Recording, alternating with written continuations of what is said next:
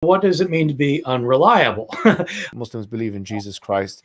There's a lot of interest, I think, from the Muslim community, and many Muslims feel that your conclusions, your historical conclusions of who Jesus Christ is more commensurate with the Muslim idea than it is with the Christian one. I wouldn't say that they line up well with the Muslim view. I really do think Jesus was crucified and that he really was dead and buried. I'm not interested in whether Jesus was the Son of God, because I don't think there was a God. And so my understanding is that your conclusion is that Jesus Christ was a messianic prophet. I think he thought that he was a son of God, in the sense that he was specially chosen by God. I think Jesus really did think he was going to be the Messiah, the future king of Israel. I mean, that is, after all, why they crucified him. I think that that's historically right.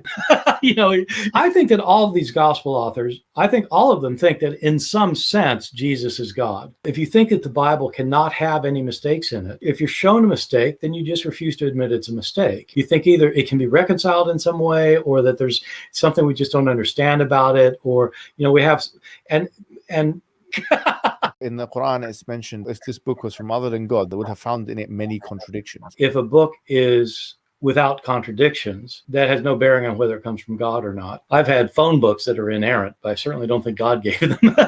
So, no, that is my view. It's a necessary condition for a book from God not to have contradictions. That's an assumption about what kind of book God could write. I know this is an important argument that apologists use for Islam. As somebody who is not either Christian or Muslim, it doesn't make sense to me for humans to say what God has to do.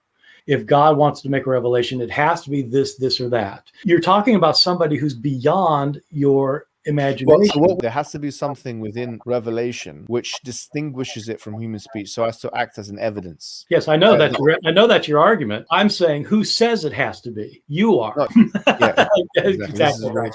If it's not, then anyone can claim prophecy or prophethood, right? Well, the Christians say that's what the Christians say what Muslims are doing. They're just claiming things for themselves.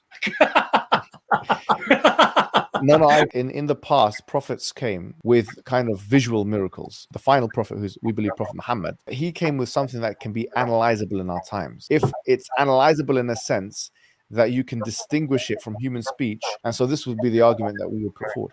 Yeah, no, I know, and I don't buy it. No. Suppose he did not call himself God. That would not mean he's not God. I don't call myself a pain in the neck, but doesn't mean I'm not a pain in the neck. No, maybe.